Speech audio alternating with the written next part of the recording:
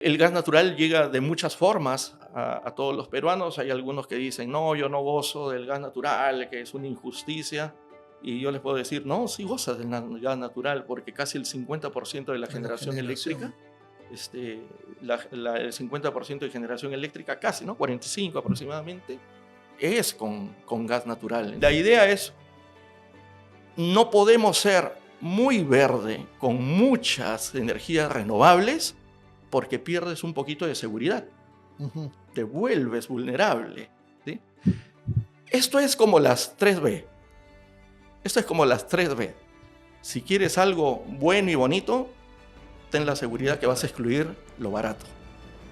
Mm, ¿De acuerdo? así O es. sea, y lo mismo sucede cuando hablamos del trilema energético.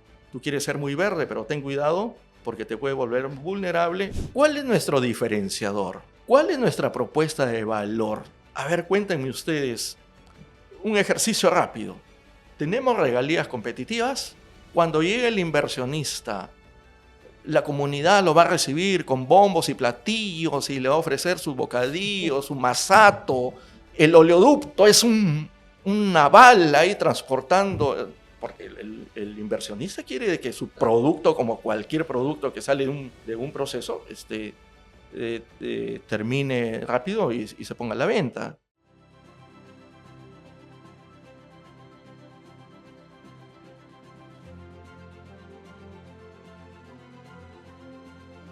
El Perú ha superado innumerables desafíos a lo largo de su historia. ¿Qué debe hacer para superar los actuales? Hola, soy Milton von Hesse. Bienvenidos a una nueva edición de nuestro podcast Propuestas del Bicentenario. Hoy día tenemos un invitado de lujo, tenemos a José Mancilla, director de Perú Petro, y vamos a hablar de diversos temas que tienen que ver directamente con tu sector. José, bienvenido a nuestro podcast. Muchas gracias, Milton. De verdad que un gusto estar acá. Yo siempre estaba viendo y estaba atento a los podcasts de ustedes, son muy interesantes, por eso es que cuando me llegó la invitación, encantado acepté. Y acá estamos. Bueno, te cuento primero, yo soy José Mantilla, yo tengo 34 años realmente en el sector de Oil and Gas. Yo me inicié en Petróleos del Perú, en el área de operaciones, trabajé 10 años, una buena escuela a fines de los años 80. Luego trabajé 10 años en ExxonMobil, Repsol, y la última experiencia corporativa que estuve 8 años fue en esta compañía suiza, SGS, una Ujú, empresa de inspección, así es. supervisión, análisis de hidrocarburos. Ahí analizábamos petróleo crudo, gasolinas, diésel, gases, gas natural y todo lo que el upstream requiere, ¿no? Y buenísimo, porque además, justamente esta experiencia larga y especializada en el sector hidrocarburos te permite tener pues esta mirada no solamente de ver la foto, sino ver la película. Y justamente a partir de esa larga experiencia en el sector tuya, quería empezar esta conversación preguntándote ¿cómo evaluamos, por ejemplo, el aporte de Camisea 20 años después? Hace poco se cumplieron los 20 años del proyecto de Camisea y yo recuerdo que inicialmente había todas estas esperanzas sobre diversificar nuestra matriz energética y volverla más eficiente. Pero al principio, como siempre en el Perú, había muchas críticas del proyecto, habían también muchas inseguridades o gente que ponía en duda las bondades de un proyecto de esa escala y de esa magnitud. Pero ya a la distancia, 20 años después, ¿cómo evaluamos Camisea en el Perú? ¿Cuál ha sido su aporte en términos cualitativos o cuantitativos, si prefieres? ¿Cómo lo ves a lo largo de tu vida, de parte importante de tu vida profesional? Sí. Mira, buena pregunta. Yo te puedo decir, tan solo para iniciar esto, Camisea, por donde lo veas, ha traído beneficios para el Perú, definitivamente. Camisea es responsable del cambio de la matriz energética en el Perú. Si nosotros vemos desde los años 90 cómo hemos ido evolucionando, La verdad que son muchos cambios los que han habido, pero la gente no los percibe. Empezamos, por ejemplo, con los combustibles líquidos, donde a partir del 2009 aproximadamente es que empiezan a haber los cambios con el ingreso de los biocombustibles. Empezamos a consumir en el Perú ya no gasolinas ni diésel, sino gasoles y diésel B5. ¿Sí? Con las gasolinas, con el ingreso del alcohol, se le añadía 7.8% de alcohol. Empezamos la nueva historia de los biocombustibles. Y con el diésel, que inicialmente se le aplicaba 2% de aceite, generalmente de origen vegetal, de palma, pero lo más efectivo, eficiente es que sea de soya, mejor performance al frío, y pasamos de 2% de contenido de aceite en el diésel a 5%, que se mantienen esos porcentajes hasta ahora. Luego, el año 2004, viene un cambio tremendo con el ingreso de Camisea, del gas natural, con el cual tuvieron que hacerse muchas inversiones que generen demanda, porque con la demanda nacional, una inversión de tremenda magnitud, como sabes tú, la empresa privada siempre tiene que ver los retornos, qué tan beneficioso es para la empresa que va a invertir y también cómo van a ser esos beneficios para el país. Por ejemplo, hubieron muchas cartas de intención donde grandes empresas consumidoras de energía, sobre todo de los combustibles residuales, las cementeras, empresas de generación eléctrica, empresas industriales en general, que utilizaban mucho combustible residual para generación de calor o de vapor, fueron los principales interesados en que ingrese un combustible más limpio y más barato también. Claro. ¿Sí? Se construyó este hub que tenemos aquí en Chilca de varias empresas con muchas turbinas a gas natural, con lo cual eso fue otro gran generador de demanda. Y por último también tuvimos la planta de licuefacción, que es la que permite exportar el gas de manera licuada, es decir, líquido, ¿sí? A menos 160 grados Fahrenheit, y con lo cual permite que pueda transportarse y llegar a su destino. Se ha trabajado bastante, hay a veces algunas críticas que no hemos hecho un buen trabajo en masificación. Yo creo que se ha avanzado muchísimo, que de repente se puede haber hecho mejor, seguro que sí, ¿sí? Pero recuerda de que esto fue algo nuevo para nosotros, entrar en el mundo del gas natural, y ya tenemos en estos momentos 2,5 millones de hogares que gozan de gas natural, 500,000 vehículos que ya funcionan a gas natural, y así grandes industrias que se ven beneficiadas con el gas natural, ¿no? ¿Y cuál hubiera sido el contrafactual? ¿Qué hubiera pasado en el Perú si no nos íbamos a gas? Recuerda que previamente, durante varios gobiernos incluso, se decía, bueno, mejor que el gas se quede ahí abajo, o que salga, y entre que discutíamos cómo íbamos a usar el gas se seguía quedando debajo de la tierra. ¿Qué hubiera pasado con el Perú, con la eficiencia energética, por ejemplo, si no hubiéramos hecho Camisea? Ya se puede ver que 20 años después Perú ha tenido unos beneficios determinados. Eso se puede ya apreciar incluso para los más jóvenes que no vivieron esa época. Permítanme tener una pequeña interrupción para invitarlos a suscribirse a nuestro canal de este podcast, donde van a poder encontrar una serie de conversaciones tanto o más interesante que esta, con personajes realmente destacados de nuestro país. Así que les va a tomar un segundo apretar la campanita y empezar a seguirnos. Ahora sí, seguimos con nuestra conversación. Por supuesto, yo te diría que más que eficiencia energética, estar preparados para la transición energética. ¿Sí? Recuerda que la transición energética es la respuesta al cambio climático. ¿Sí? Y el gas natural ha sido un combustible, un hidrocarburo, el hidrocarburo más limpio, que ha sido considerado incluso un combustible verde por la Unión Europea. Ya te imaginas, la Unión Europea con esas exigencias que tienen ellos sobre transición energética, declarar al gas natural un combustible verde, es porque realmente son conscientes de que el cambiar un combustible líquido, sobre todo los residuales o el diésel, a gas natural, en cualquier tipo de máquina, ¿no? Una máquina industrial, un vehículo, la reducción de gases efectos de CO2 es tremendo, ¿no? Es tremendo. Entonces, por suerte, nosotros tenemos una matriz energética muy limpia. Si hablamos el caso, por ejemplo, de generación eléctrica, eh, tenemos aproximadamente 50%, 48% que es hidro. Luego tenemos 45%, entre 40 y 45% gas natural. Gas.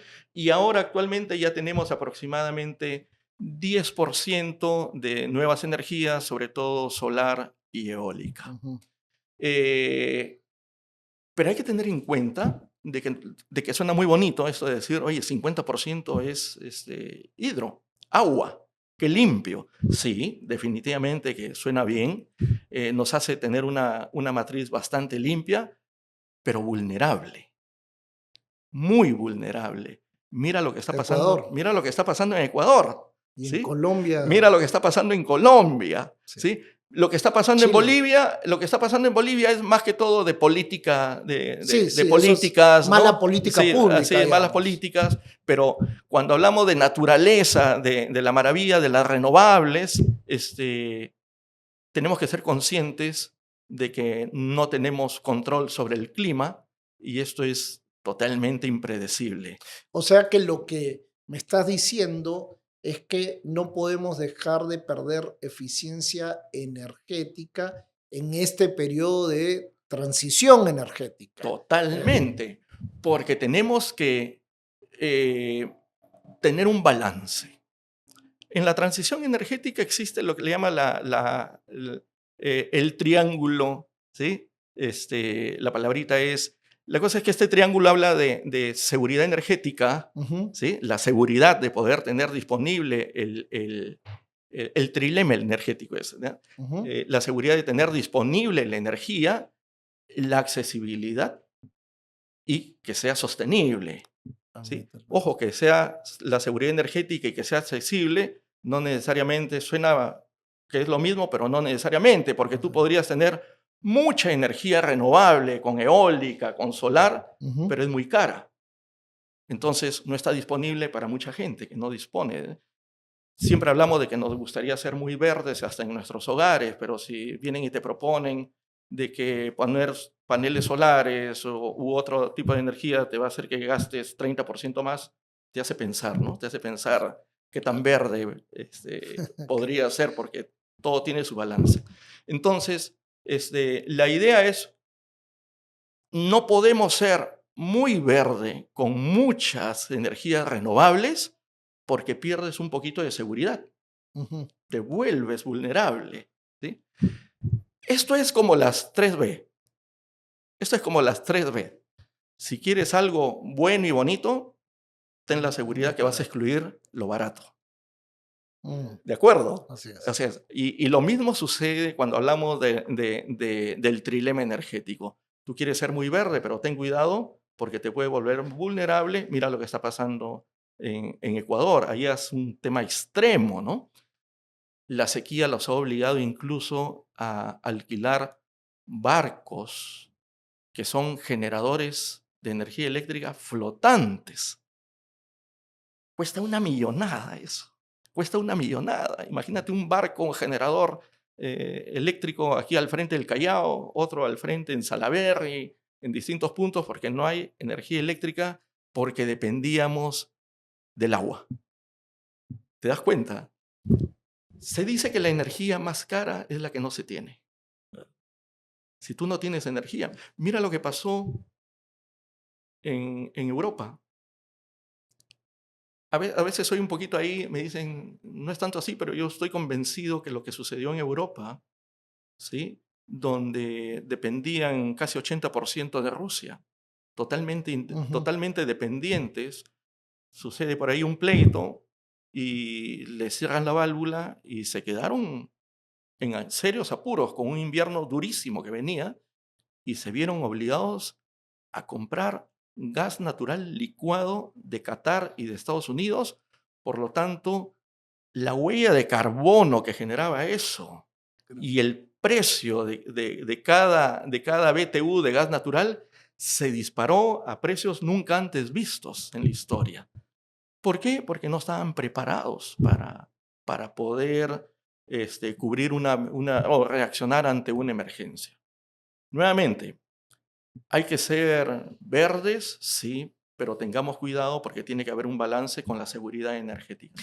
Y en ese contexto, yo recuerdo, por ejemplo, en las últimas elecciones colombianas también, esa promesa de campaña de Petro, del presidente de Colombia, de irse hacia un objetivo 100% verde, ¿no? En la Ujú. generación de energía. Seguramente eso también en algún momento tendrán que evaluar si eso es lo que le conviene al país en el largo plazo por lo menos en un plazo tan corto. Sí, a mí realmente me parece un despropósito que teniendo tanto recurso y siendo uno de los principales productores de hidrocarburos en la región, llegue un presidente y quiera decir, desconecta todo lo que se ha hecho y vamos a ser verdes, teniendo tanto recurso, ¿no? Tantos recursos. Ya desde este año, Colombia debe empezar a importar aproximadamente entre 50 y 100 millones de pies cúbicos este, al día. Y eso debería incrementarse poco a poco. Hace poco acaban de descubrir también un yacimiento de gas. ¿Sí? Acaban de descubrir un Sí. yacimiento de gas. Entonces viene la pregunta, ¿y ahora qué van a hacer? Si el presidente dice no más inversiones en hidrocarburos, ¿sí? Pero yo creo que lo sensato es que tienen que ir tras ese recurso y se podrá en valor en unos 5 años aproximadamente, ¿no? Pero ya ellos en esos momentos empiezan a tener algunos problemas o necesidades de importación de gas natural como gas natural licuado. Ellos, a la inversa de nosotros, ellos necesitan plantas de regasificación. Y llegan los barcos con el gas natural licuado en fase líquida Ujú. y luego entran a unos sistemas de regasificación donde lo convierten, pasa de fase líquida a gas y ya lo reinyectan a sus sistemas de distribución, ¿no? Claro. Así es, ese es el tema por ahí. Y entonces, regresando un poco al tema de Camisea y sus 20 años, nos topamos ahora en que el mundo va hacia este periodo de transición energética. Ajá. Algunos países son más audaces, por mencionarlo, otros son más conservadores. En el Perú, ¿cuál es el rol que todavía hay para Camisea dado este periodo de transición energética? ¿O Camisea ya cumplió su labor? ¿Ya la capacidad que hoy día pasa por el tubo es la que es? ¿O todavía hay posibilidad de seguir sacándole millas a esos yacimientos de gas que están en el oriente peruano? Ya, mira, te cuento, nosotros como Perú Petro, nuestro rol es la promoción de la inversión en hidrocarburos. ¿Sí? Camisea ha sido de verdad una bendición y es una bendición para el Perú. Permite que los peruanos gocemos de un combustible. En Perú gozamos de un combustible limpio, el hidrocarburo de menor emisión y sobre todo barato. Para el Perú, el gas natural tiene un precio que está controlado. No se ve impactado por los vaivenes o la volatilidad de los precios internacionales. ¿Sí? Entonces, por eso es que cuando tú conversas, a mí me encanta cuando subo un taxi, preguntarle tú qué combustible utilizas, ¿no? Me encanta, no hay taxista que se salve conmigo. Yo converso con todo. ¿Ya? Y sí, se dan cuenta del beneficio, ¿no? Ahorita ya está la cosa más nivelada, pero recuerda al año 2021, por ahí que se disparan los precios de la gasolina, del diésel, del GLP Claro. incluso, fue el momento también que justamente por esas altas de precios se empiezan a disparar las conversiones a gas natural. Pero era una reacción al precio, A ¿no? la mayor demanda también de conversiones, ¿no? Así es, empiezan las Sí, conversiones a dispararse. Ha sido el año 2021, ha sido el año 2021-22 que más conversiones han habido por los altos precios de los combustibles claro. líquidos sobre todo.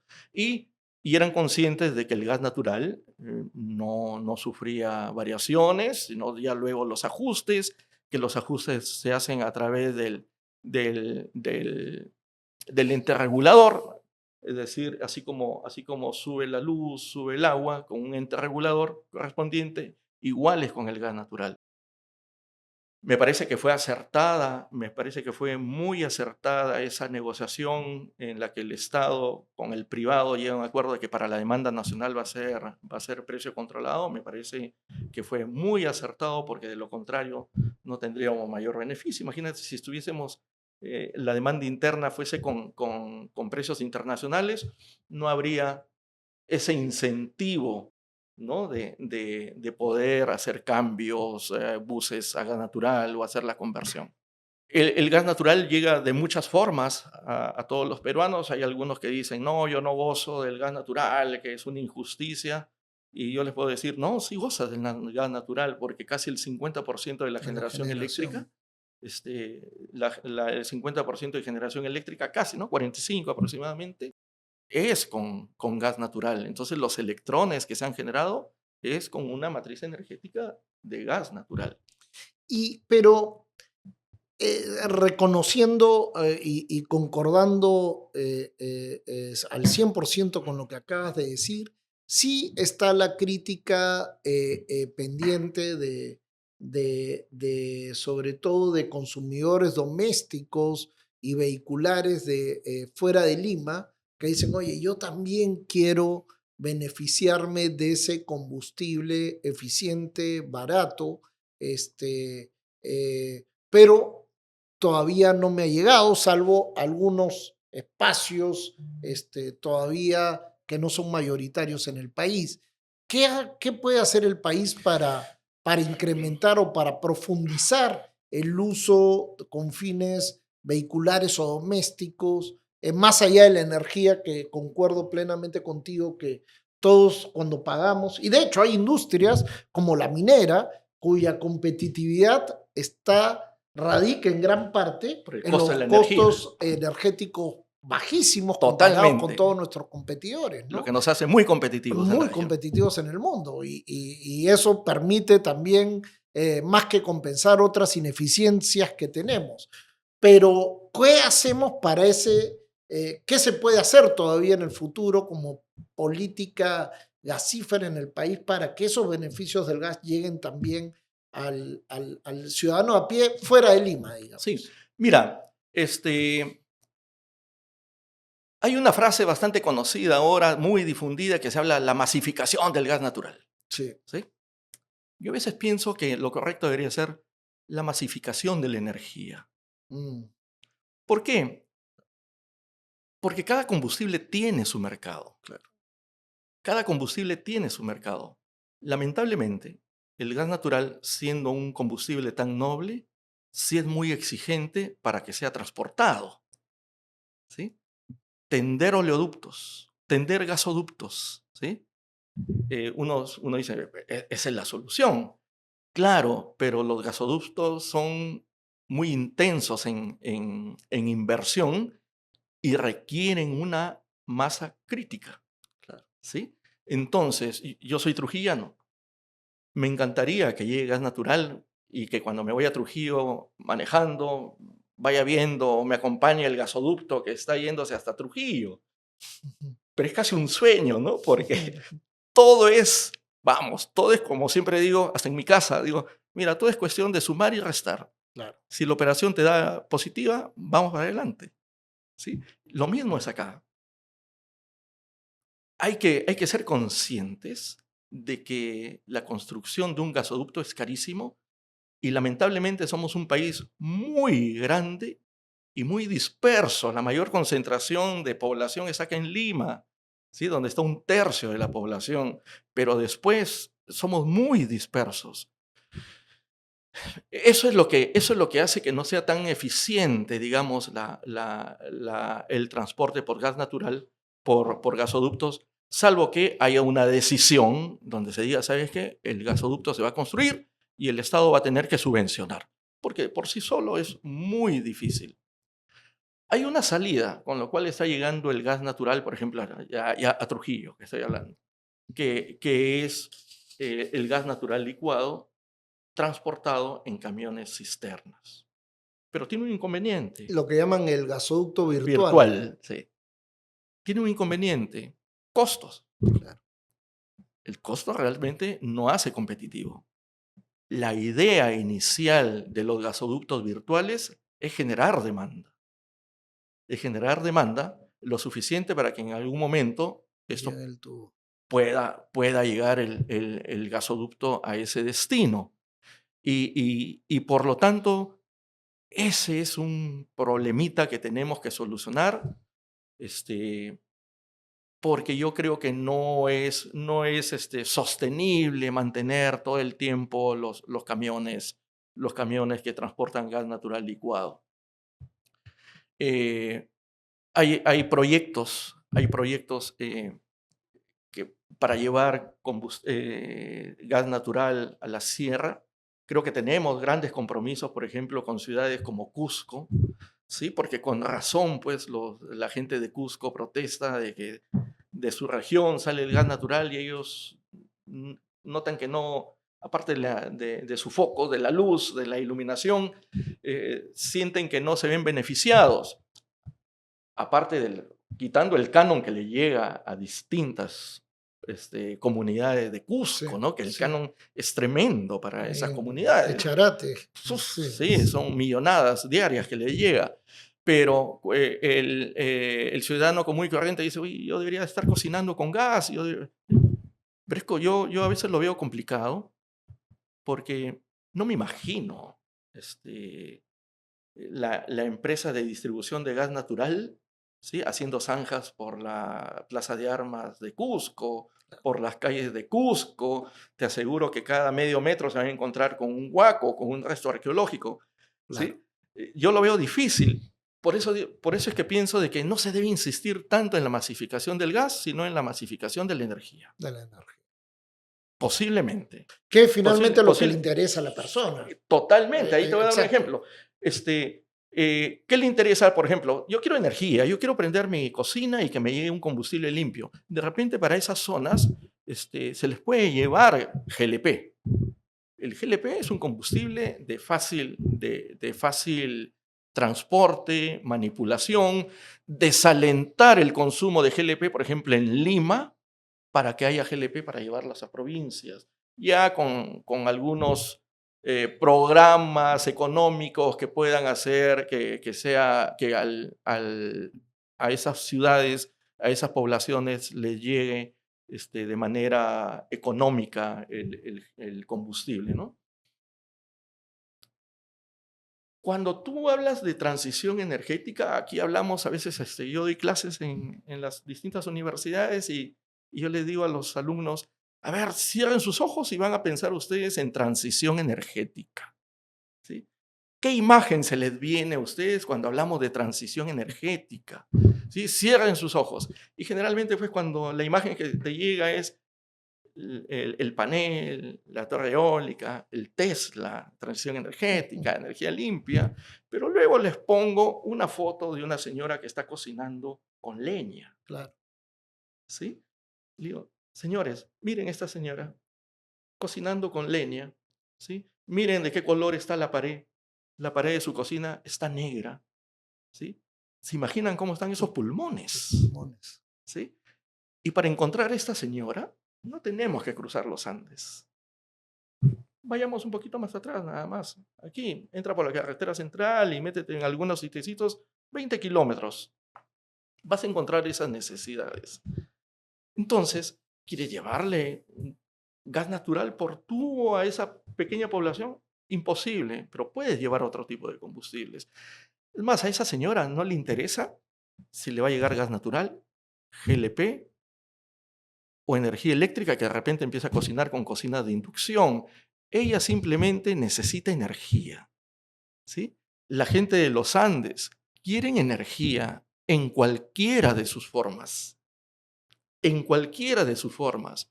Entonces, yo creo que esa es la necesidad.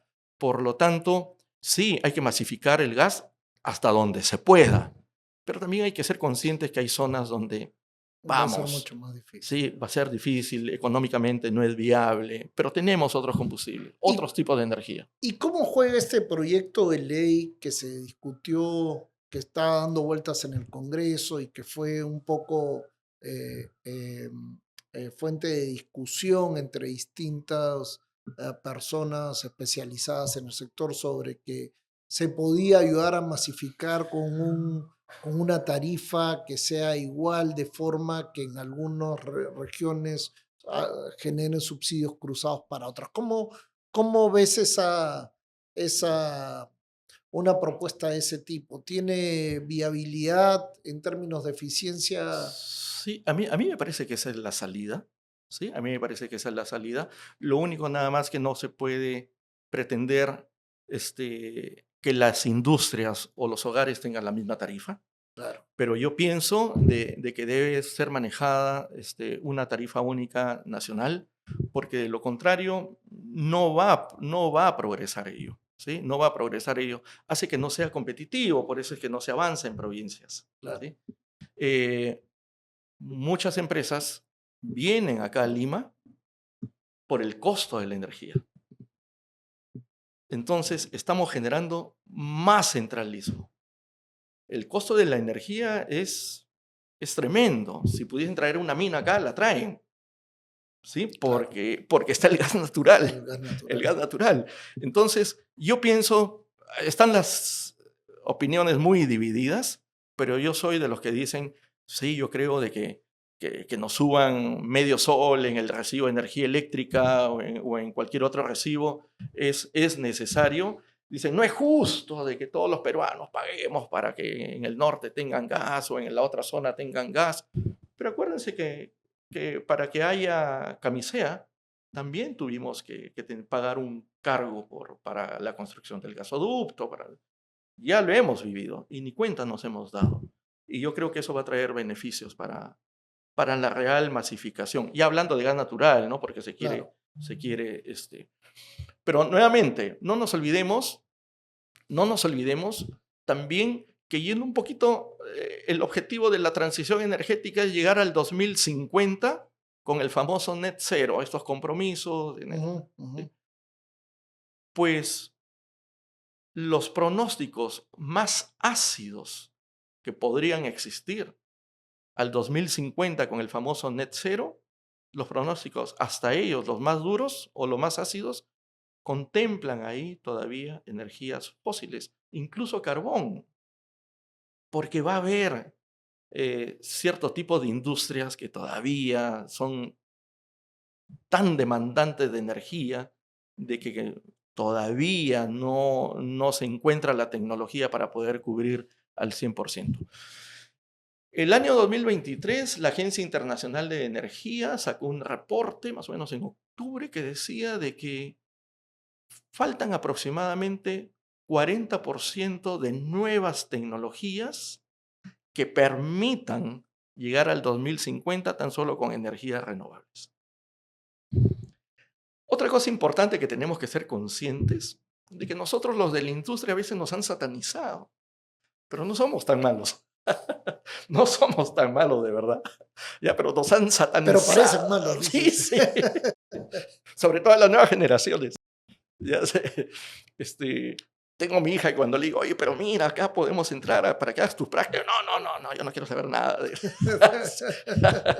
Entonces, hay que ser conscientes. Eso le pasó a la minería en algún momento también. Ahora, felizmente, la gente ya está mirando la minería con otra cara, ¿no? Así Pero es. hay como modas, ¿no? a- Amores y odios que Así aparecen en es, y el... sobre todo ahora esto con el tema ambientalista, nos ven.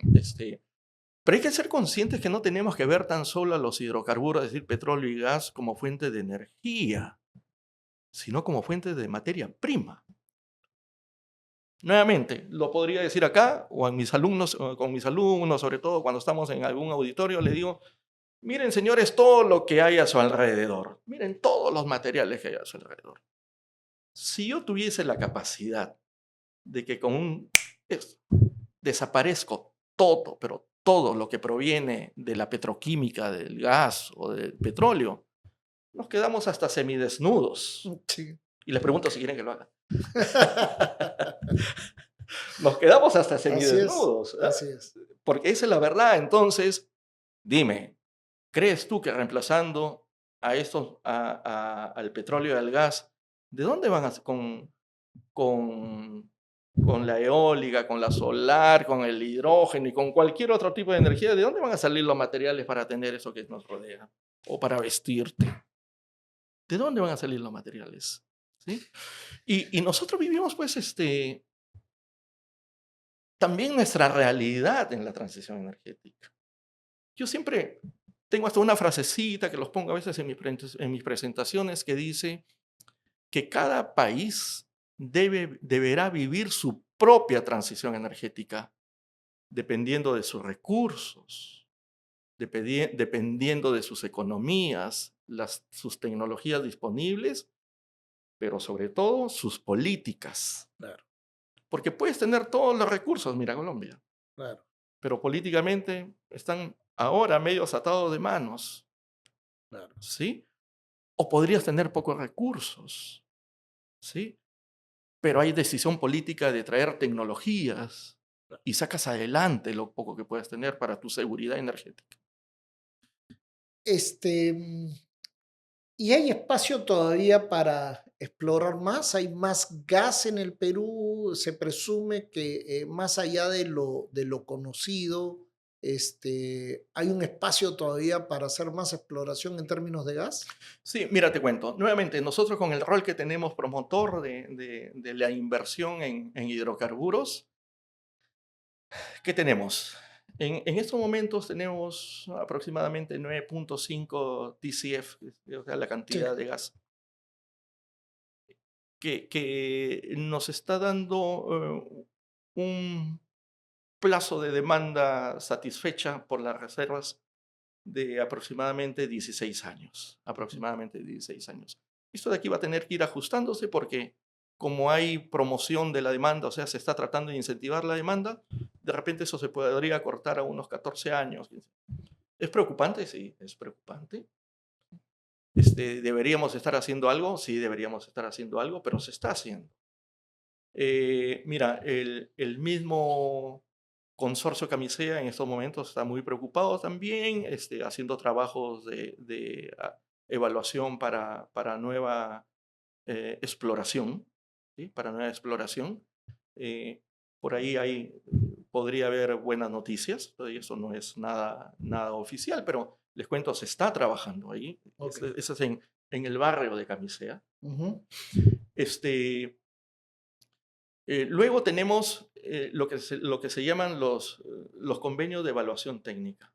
Los convenios de evaluación técnica es el inicio de las etapas de exploración, ¿sí? Nosotros tenemos el mapa dividido en lotes. Un lote. En lotes. En estos momentos tenemos 48 lotes a la venta, así decimos, disponibles para el inversionista.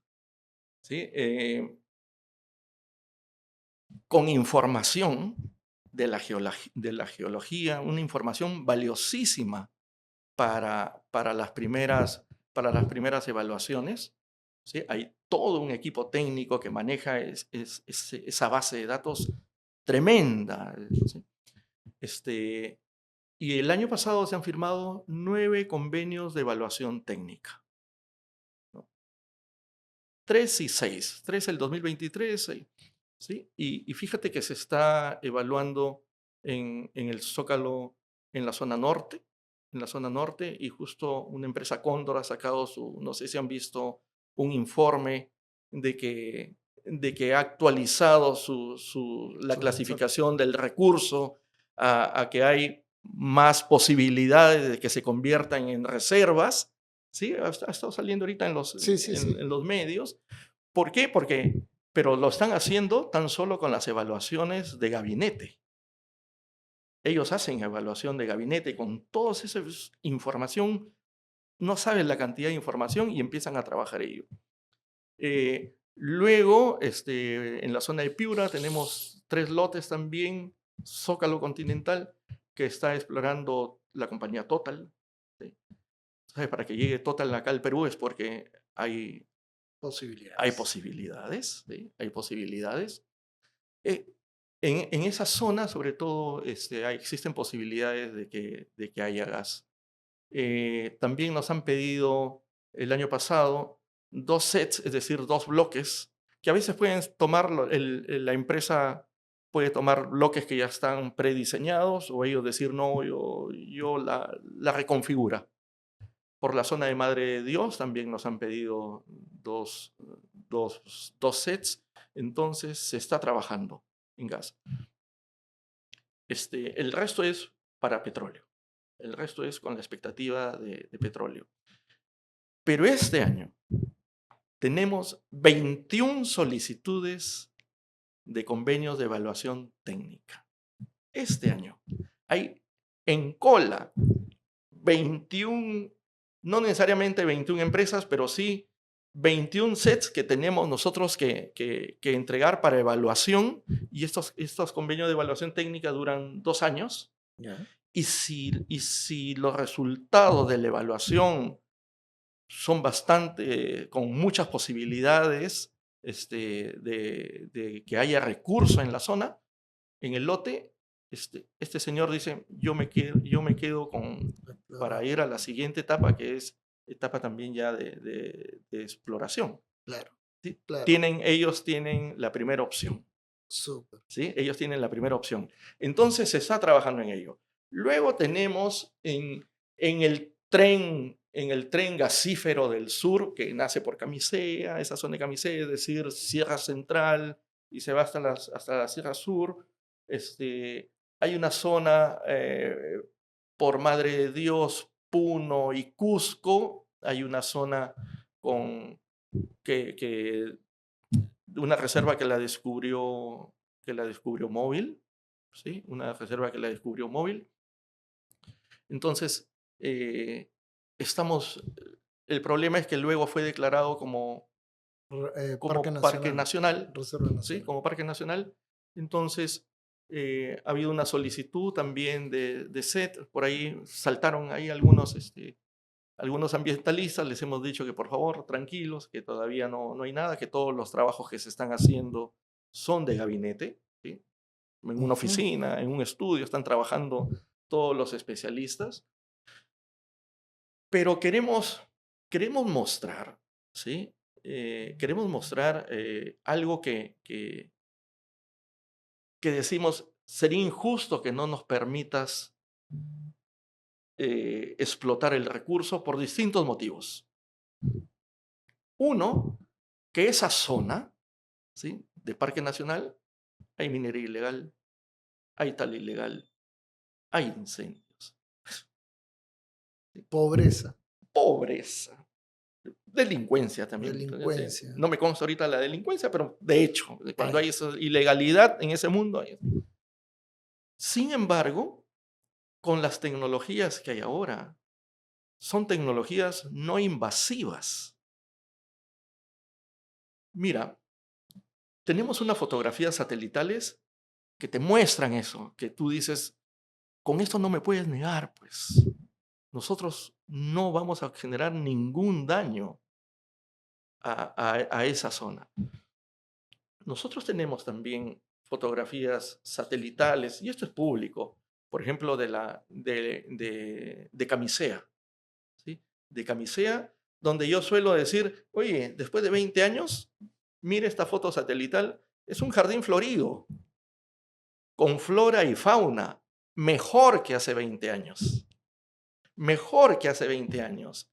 Y la zona de operación ocupa 0,5% de esa zona de la reserva, de la zona de explotación.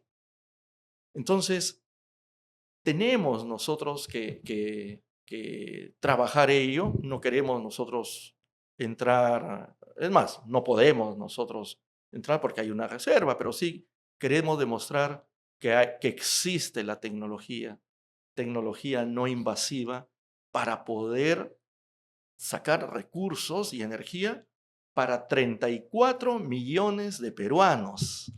Tenemos que hablar acá de un tema de seguridad energética para el país. ¿Sí? A veces creo de que cuando tú hablas de vamos a explotar petróleo en la selva, están pensando pues en un tajo abierto. Sí, sí, sí. Sí, están pensando en un tajo abierto en el estadio, ahí el juego. No, eso no es así. ¿Sí? Yo a veces digo, con estas nuevas tecnologías, de repente estamos explotando petróleo del jardín de tu casa y tú ni cuenta te has Ni dado. cuenta. A diferencia, por ejemplo, de otras alternativas como la minería ilegal, ¿no? Que se da en el Oh, mismo territorio, ya viste, paciencia justamente por todos. descuido Ajá. de las autoridades. Ahora, hemos hablado bastante de gas, pero estamos dejando de lado el petróleo, que también está bajo responsabilidad de Perú Petro. ¿Cuál es la situación? ¿Cómo estamos en relación al petróleo? Cuando uno mira las estadísticas del petróleo en su contribución al Producto Bruto Interno, y si lo mira con lupa, por ejemplo, en Iquitos, antes el PBI de Iquitos era mucho petróleo, ahora el petróleo cada vez representa menos, por ejemplo, en el oriente Sí, peruano, sí, sí, sí, y sí. cada vez genera menos renta. ¿Qué está pasando con el petróleo? ¿Cómo estamos ahorita? A ver, te cuento.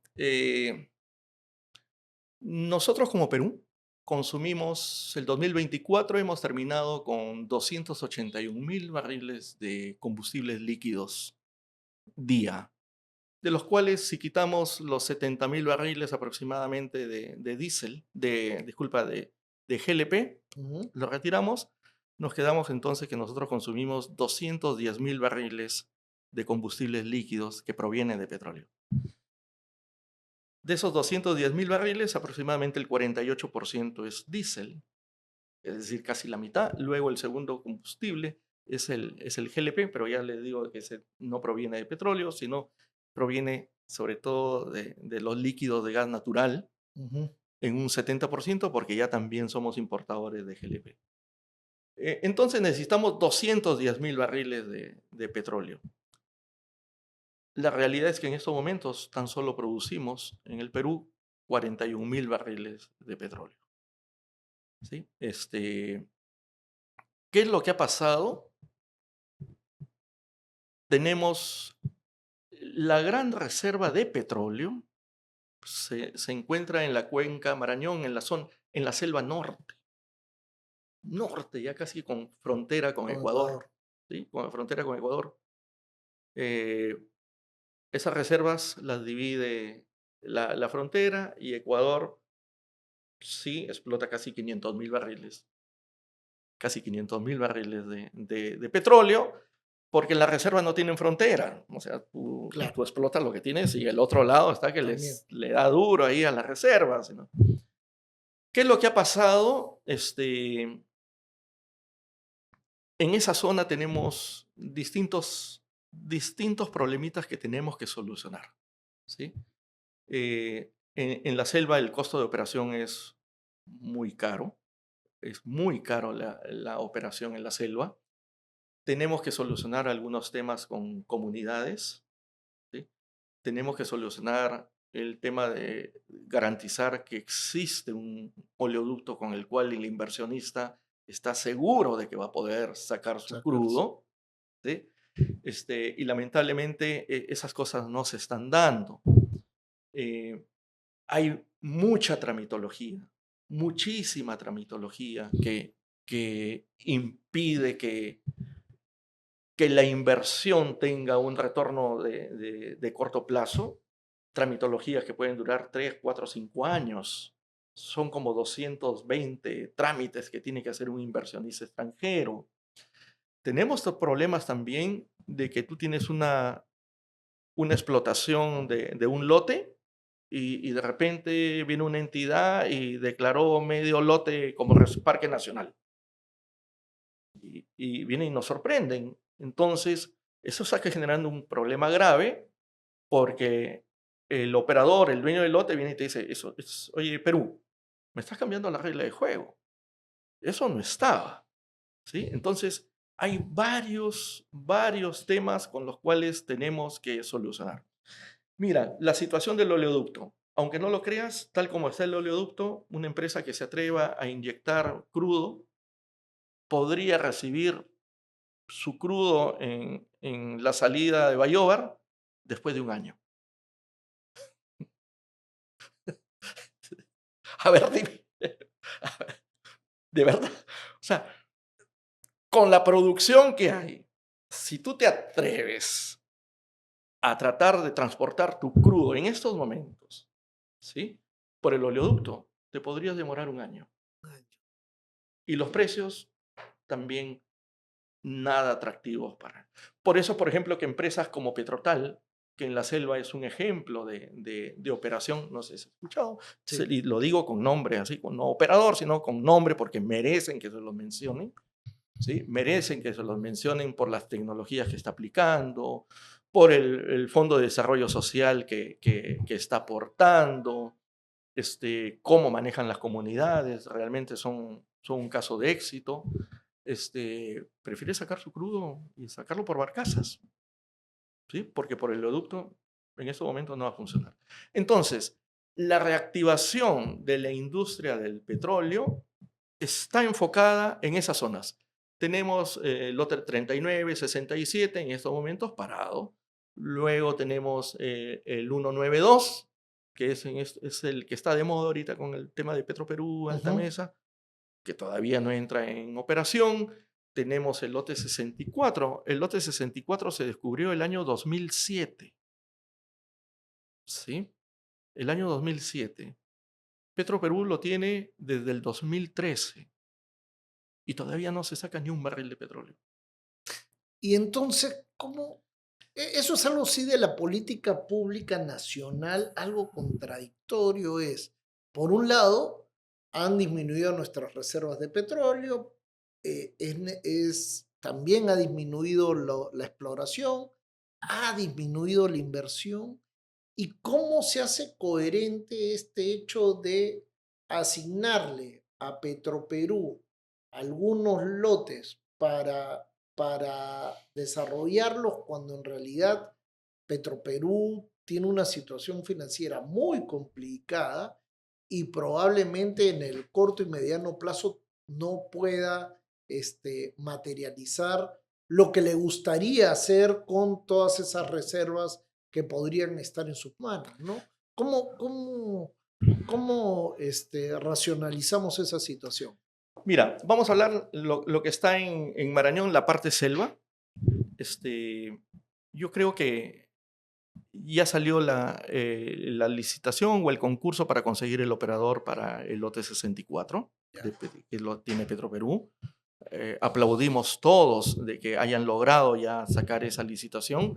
Nosotros como Perú Petro estamos apoyando al 100% y vamos a apoyar al 100% para que consigan un buen operador. Incluso estamos yendo la primera semana de febrero, estamos yendo a un evento del mundo del upstream que es en Houston. Vamos a poner nuestro stand porque esto es como una feria donde los países, parte de los países empiezan a ofrecer sus lotes, a ofrecer sus recursos en busca de inversión. Incluso nosotros hemos conversado con la dirección de Petroperú que vamos a dedicar espacios tan solo con afiches, imágenes para el lote 64 y con la información del lote 64 y que nos acompañe alguien de Petroperú. Vamos, trabajemos juntos. Ellos deben de estar interesados, pero nosotros sí estamos totalmente interesados en que eso funcione. Pero es un trabajo conjunto. Es un trabajo conjunto porque cuando yo entro a Perú Petro, el mensaje que le daba al equipo de Perú Petro eran mensajes que cualquiera que llega en la dirección decir, vamos, nosotros vamos a ofrecer lotes, nosotros ofrecemos lotes al inversionista del mundo. ¿Cuál es nuestro diferenciador? ¿Cuál es nuestra propuesta de valor? A ver, cuéntenme ustedes, un ejercicio rápido. ¿Tenemos regalías competitivas? Cuando llegue el inversionista, la comunidad lo va a recibir con bombos y platillos y le va a ofrecer su bocadillo, su masato. ¿Mm? ¿Sí? El oleoducto es una bala ahí transportando, porque el inversionista quiere que su producto, como cualquier producto que sale de un proceso, termine rápido y se ponga a la venta. ¿Qué ofrecemos? Entonces, ¿qué ofrecemos? Es un Más tema, allá del recurso que está en el así es, subsuelo. porque ya sabemos que hay. Claro, claro, O sea, ya claro, sabemos que hay. claro. ¿Sí? Ya sabemos que hay. Entonces, es un trabajo conjunto. De verdad, por suerte, con el ministro nos estamos entendiendo bastante, está apoyando bastante y tiene que venir esto, Milton, de arriba, porque es una decisión donde tenemos que trabajar multisectorialmente. En una política de largo plazo, ¿no? Muchas veces el peruano cree que es cuestión de sacar una ley y que la ley va a cambiar la realidad y por lo tanto vamos a poder ser competitivos en lo que sea, en este caso en el petróleo. Sí, nada, señores, es como cuando declaras un distrito en emergencia Claro. por seguridad. ¿Qué creen? Que porque declaran emergencia se acabó la delincuencia, ¿no? Así es. Ese es el inicio para hacer un tremendo trabajo. Así es. ¿Sí? Lo mismo es acá, pero tiene que ser un trabajo multisectorial, De acuerdo. porque si los distintos ministerios no tenemos un solo objetivo, Así de es. verdad que cada uno jala su cuerda para su lado, porque cada uno tiene sus propios objetivos. Tiene que ser un trabajo multisectorial y para eso necesitamos que de arriba venga esa indicación, ese objetivo claro, porque trae beneficios para todos los peruanos. ¿Sí? Estamos llegando ya a una fase final de este podcast y lo que siempre es interesante son algunas preguntas del público.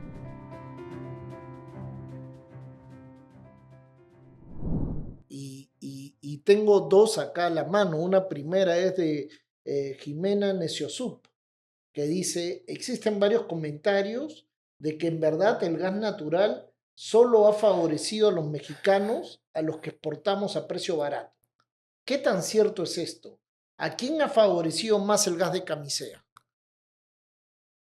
A 34 millones de habitantes. ¿Sí? Hay que entender que la exportación del gas era un factor importante para hacer viable este proyecto, porque era un generador de demanda. En algún momento se hablaba así que los precios internacionales no nos favorecen, pero ojo, cuando nosotros hablamos de precios internacionales es como cuando hablamos del cambio, del tipo de cambio. De repente tú dices, vendo mis dólares porque está a buen precio y mañana te van a criticar, ¿cómo vendiste ese precio? Mira cómo ha subido ahora. Bueno, pero la decisión en ese momento fue la decisión adecuada. ¿Sí? Fue la decisión adecuada. Cuando se negocian los precios del gas natural para la exportación, en ese momento ese precio de referencia era el precio adecuado. Ya después ha quedado, hay otros precios, el europeo, el japonés, los distintos marcadores, que por esas necesidades de esas regiones, los precios son mucho más altos. Pero era en ese momento, era la referencia adecuada. Y como siempre, todos quieren ser generales después de la batalla, ¿no? Pero no, yo le diría a Jimena de que no, más bien eso ayudó a que el Perú pueda contar con un proyecto extraordinario como que es el gas de Camisea, que es un ejemplo de operación, de verdad. Es un ejemplo de operación. Mira, Diego Chirinos también nos escribe y pone, Trump ha anunciado el retiro de Estados Unidos del Acuerdo de París y que aumentará la producción de hidrocarburos. Drill, baby drill, ha sido su eslogan. ¿Cómo afecta este anuncio al sector de hidrocarburos a nivel mundial y al Perú en particular? Mira, Muy coyuntural esta sí. pregunta, ¿eh? Yo de lo que pienso es, caramba, si un país tiene sus recursos, hay que sacarlos. Miren el caso de Noruega, ¿sí? Noruega es uno de los principales productores de crudo, pero al mismo tiempo es uno de los principales ejemplos que hay en transición energética. Uno de los países donde automóviles eléctricos per cápita es de los más altos, mucha generación eólica, o sea, son un ejemplo de cómo han avanzado en las nuevas energías, la generación de renovables. Pero la transición energética tiene un costo tremendo, un costo tremendo. ¿Cómo han financiado eso o cómo han pagado? De su producción de crudos, de petróleo. Ellos cada vez están consumiendo menos, pero cada vez producen más, porque el mundo, quieran o no, cada vez consumimos todavía más petróleo. Entonces, se convierten en uno de los principales proveedores de hidrocarburos y con esos recursos están pagando su transición energética. ¿Por qué no lo debería hacer Trump? Con tremendos recursos que tiene, tanto petróleo y tanto gas, ahora es el segundo productor de gas. En algún momento hasta también se convirtió en el primer productor de petróleo con esto de del petróleo no convencional. Claro. ¿Sí? Tremendo país, necesita recursos, es lo que hay que hacer. Guyana. Vamos al caso de Guyana, un país que era pobre, de repente se encuentran con una riqueza de crudo. Ahora están produciendo 600.000 barriles de crudo diariamente. Escuché al presidente de Guyana que respondía a alguien de la Comunidad Europea, uno de los líderes, que le había dicho de que no, que cómo va a explotar gas, el petróleo, que ya no es el momento. Y este señor le responde, oiga, usted está loco. Tengo la oportunidad de dar beneficios a mi pueblo y usted me está diciendo de que no, de que no le dé esos beneficios. Además, tú eres el que más contaminas. Yo no contamino. Sí, sí, esa entrevista. Sí. Y hablando de ese contaminar, como que cada país debe vivir su propia transición energética, también la realidad es esta, que nosotros, como Perú, somos solo el 0.3% de las emisiones de gases de efecto invernadero en el mundo. En el mundo. La verdad es que hagamos o no hagamos nada, no vamos a mover la aguja. Sin embargo, sí tenemos unos compromisos y sí hay que seguir con los compromisos. Pero tampoco tenemos que ahorcarnos, porque la transición energética requiere mucha inversión y tenemos grandes necesidades básicas todavía los peruanos. Necesitamos mucha educación, necesitamos muchos establecimientos de salud, tenemos muchísimas necesidades básicas. A ver, dile a esta señora que te digo a esta señora que está cocinando con leña, con su pared negra del humo, a ver, dile pues que le estamos acá pensando en paneles, en altas tecnologías, mientras que ella está con ese combustible. Ah. ¿Sí? Ya la parte final de esta conversación, José, tiene que ver con unas preguntas rápidas, una dinámica muy rápida.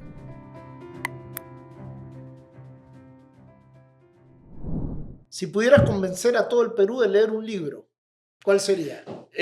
Si es sobre energía que me apasiona, es La madre de todas las batallas.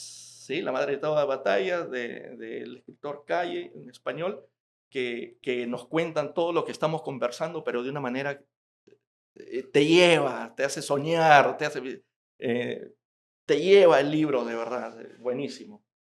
Y si pudieras cambiar una ley en el Perú, nosotros que tenemos esa tradición tan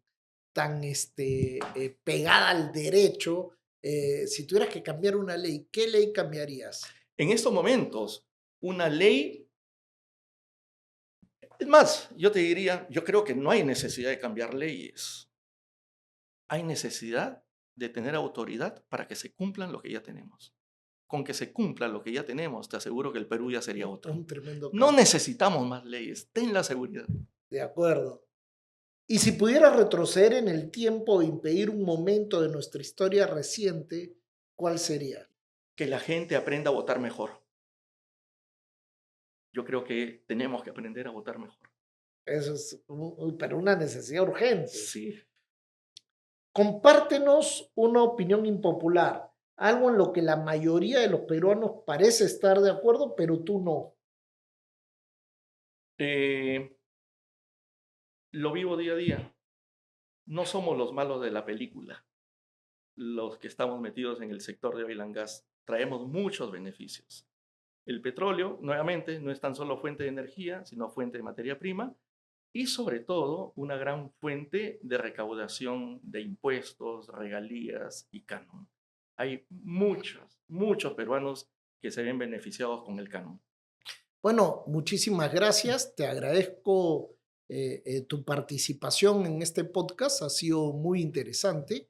Y algo más que agregar, algo que se te quedó en el tintero. Nuevamente reforzar esto de que nosotros, si bien es cierto, tenemos que estar comprometidos con la transición energética, sí, pero hay que darle el balance requerido porque tenemos muchas necesidades básicas en el Perú donde se deben destinar presupuestos a esos sectores, sobre todo, como digo, salud, educación. Muchísimas gracias. No, gracias a ti, Milton. ¿Ah? De verdad que un gusto. Sí, un gusto grande. No, de verdad que sí. Un gusto a todos, estar con todos ustedes. Hasta la próxima entonces. Perfecto.